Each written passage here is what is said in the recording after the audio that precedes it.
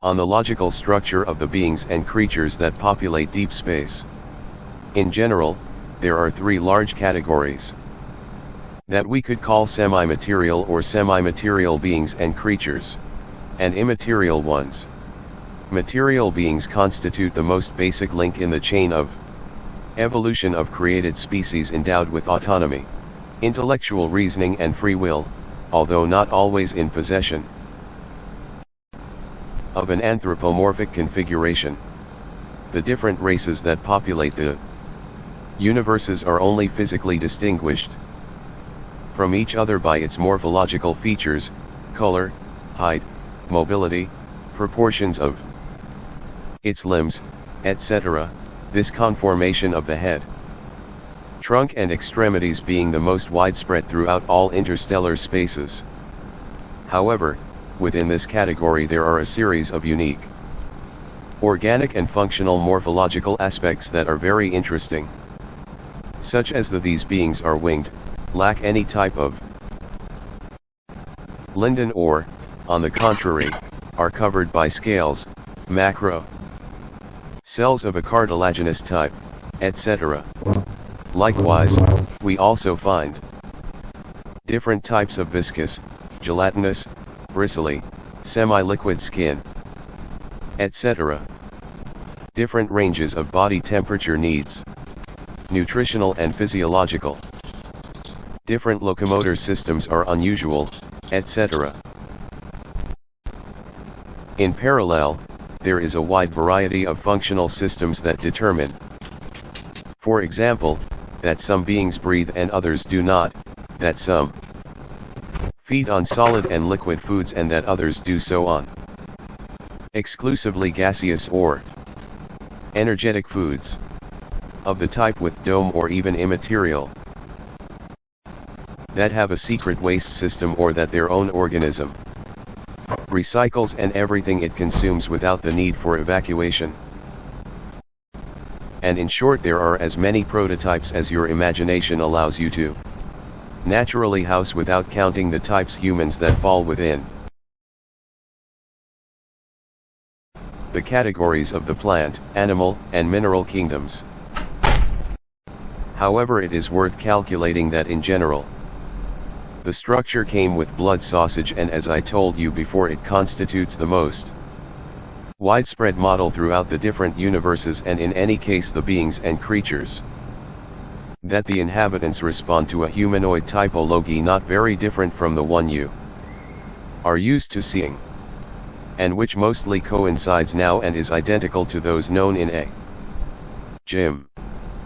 So we find that the beings that populate the space have a head on a trunk, 2 arms and 2 legs with their corresponding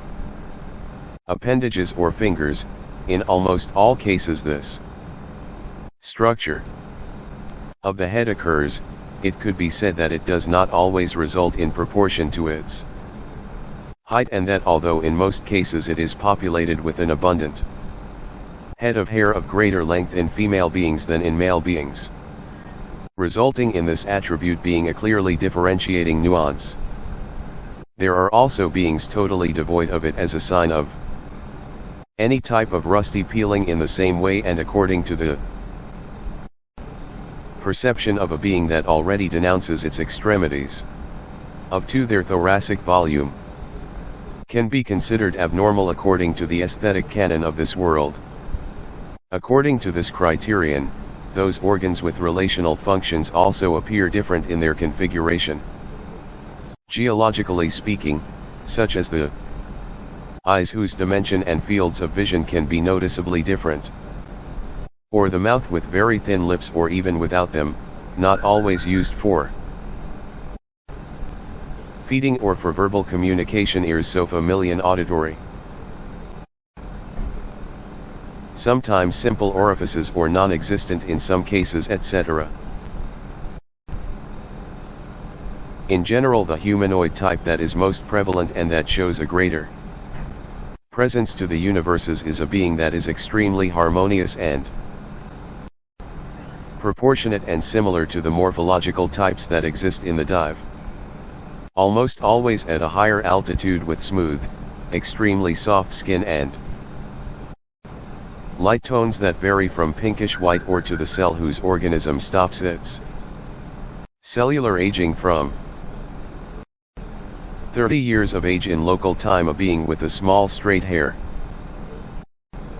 that rests on his shoulders near the woman usually reaches his waist. Rather large eyes, sometimes huge and slightly reminiscent of oriental ones, and sometimes those of light-colored cats, extremely clean and deep, perfectly constructed nose and nasal septum, sometimes only orifices, with an impeccable anatomy, almost always with a total absence of teeth. Small-sized ears with a whimsical shape, immaculate hands equipped with extremely delicate fingers and nails, absence total skin hair, although not pubic hair, and sexual attributes as you know them. Almost all inhabited worlds are inhabited by a terrace and a single, perfectly uniform, homogeneous evolutionary state, so that when visits to other nuclei are restarted, housing a cert in an immense world will find it extremely curious to see how the beings and creatures of any nearby world are practically the same, with very slight differences and the same degree of consciousness. I corrected that there are no categories or privileges of one we are the others. You will notice that they all appear to be the same age and that only their gaze and in some cases their hair are the specific indicators of their senescence. They will find a strange harmony in their configuration and in their order, thus with the same behavioral patterns in all situations and circumstances. As well, you will find the accessories similar, such as the way of dressing or covering yourself, practically identical for everyone, as well as what we could call personal hygiene and body treatments. However, it must be taken into account that I am referring to standard prototypes in intermediate worlds and that they certainly exist other spheres with a level of development much lower than that currently achieved in multi-Mason, as well as other very ancient, extremely evolved ones where the beings that hang them even with material bodies are, within their anthropomorphic structure, absolutely different, endowed with an extraordinary perfection that necessarily accompanies their degree of development. This type of beings whose physical bodies of lower density are close to the semi-immaterial ones radiate light both at the epithelial cellular level and through all their body openings as they are transmitted towards the immaterial and transform light energy into the excess of dense matter, and that allows them to consciously project themselves physically wherever they wish. Regarding their longevity, it could well be said that the physical bodies of almost all material beings are subject to recycling. That comes sooner or later depending on their level of progress and degree of evolution towards immaterial states. And that therefore we find beings whose material infusions are extremely brief along with other creatures of thousands or millions of years of age of local times.